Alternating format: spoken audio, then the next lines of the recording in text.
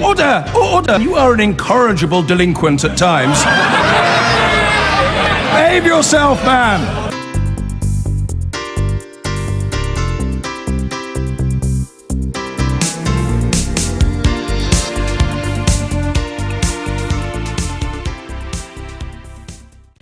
So let's talk more then with Stig and with Jenny. Migration, Theresa May, it's all over the papers, isn't it? It is all over the papers, and I think that's what she wanted when she made a speech like she did today. She wanted to make an impact. The Daily Mail are saying she's the woman with the guts to tell the truth. The Independent have a slightly different take. The fact is we don't hear good news stories about migrants because they don't sell papers so much. You tend to hear stories about, migrants on benefits living in luxury houses in Kensington.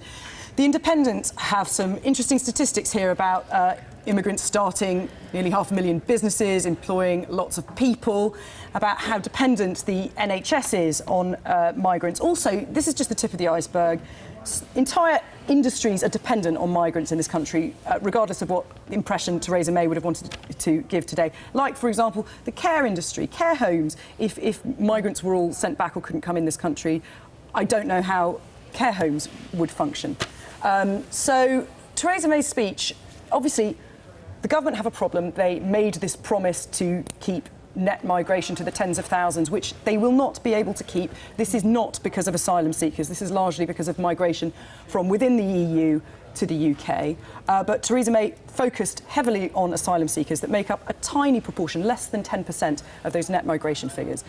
She announced some things that I think are quite staggering today, including a proposal to send asylum seekers back to their home countries as soon as the threat to their lives was no longer there, as soon as the crisis or the war was over, for example. Think about that. Think about living in a state of perpetual insecurity. If you've been thrown out of your homeland because of war, you're granted asylum status here, but you know that you could just be sent back anyway. So don't bother starting a business here. Don't bother setting down roots or anything like that, because you're going to be sent back anyway. This is not a way for people to live. This was dog whistle politics from Theresa May, who is setting out her stall as the right-wing candidate for the next Conservative leadership. Or, as the Daily Mail says, basically speaking for the silent majority who've had enough of it. Well, I'm not sure it's entirely the silent majority, yes.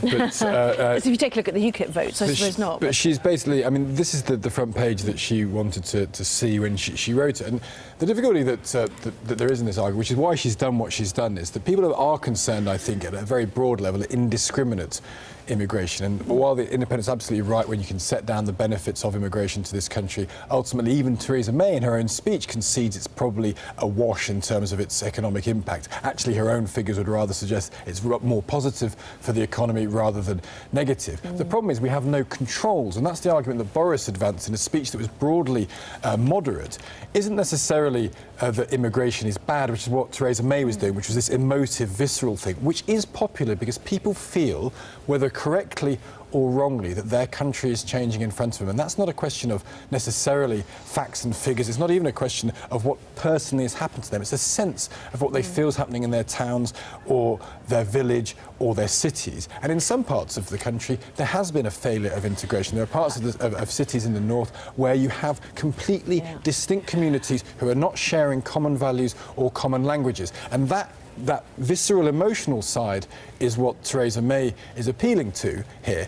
The broader point, though, that everyone would probably agree on, whether you're moderate or whether you're right-wing or whether you're left-wing, is that the inability of Britain to make the decision about what type of immigration they're happy with is at the heart of that. And that's a European problem rather than a British problem. As we know, with the referendum coming up, as we know, yes. I mean, her point that social cohesion is impossible with mass immigration just isn't true, because I feel that mass immigration isn't the reason why we have social cohesion problems in this country. We have social cohesion problems because of things like faith schools. We have social cohesion problems because of a failure to build housing and people being ghettoised in certain areas. These are political problems that can have political solutions. Saying that it's just because lots of people are coming here, I think it is oversimplistic, and also denies the reality of the fact that people are just going to come here. They are going to come here. We speak English.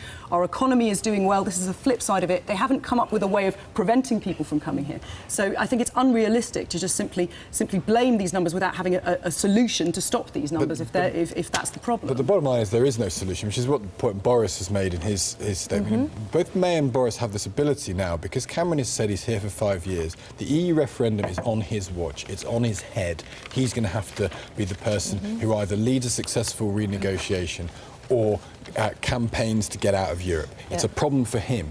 They can manoeuvre themselves around, and actually what they're saying is freedom of movement in Europe is something that should be taken from the European settlement. Yeah, I mean, this is the double-page spread in the Mail. We were on the double-page spread in the Sun. The fact that there's so much coverage shows that this is really a crux issue for many people in the UK, don't you think? And for Europe as a whole. And for Cameron as he goes to Europe to try and to make headway. For a lot of people, but I think the solution is much thornier. It's a much more difficult political issue than simply, oh, let's just blame the migrants. We have to look at the reality, which is people are going to try and come here while we're a prosperous country. While we're in the EU, as we are, people from within the EU are going to come here. That's what the largest proportion of those net migration figures is. And I think it's unrealistic to just, we need political solutions to the fact that people feel that there isn't cohesion in this And that's country. one of the criticisms, that she oversimplified the migration argument, not least from business. Business hits back at May over migrants.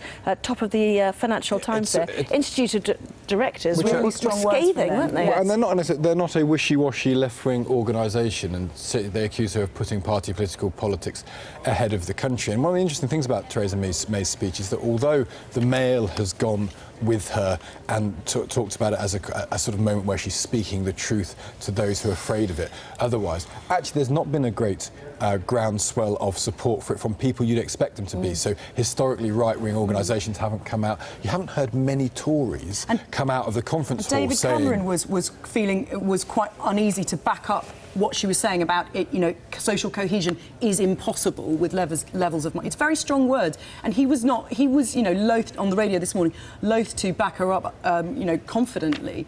She does seem to be out on a limb on her own, but it is going to go down very well with a lot of people, and particularly people within the Tory party. And the Guardian saying basically the pressure coming from Boris Johnson and Theresa May mean he has to go back to the drawing board in Europe to start to talk about free border controls once again, which he doesn't want to do, and which the Eastern European leaders could not agree to. Oh, no, and it's just not... I mean, it's almost... If you have a European settlement with border controls, you might as well not bother having a European settlement. It is intrinsic to the notion of the EU is that there's going to be freedom of movement. And if you were from the former Soviet bloc, you're terrified of notions of borders closing, so you will never feel comfortable in an organisation that prevents free movement. And the argument will have to be, if Cameron...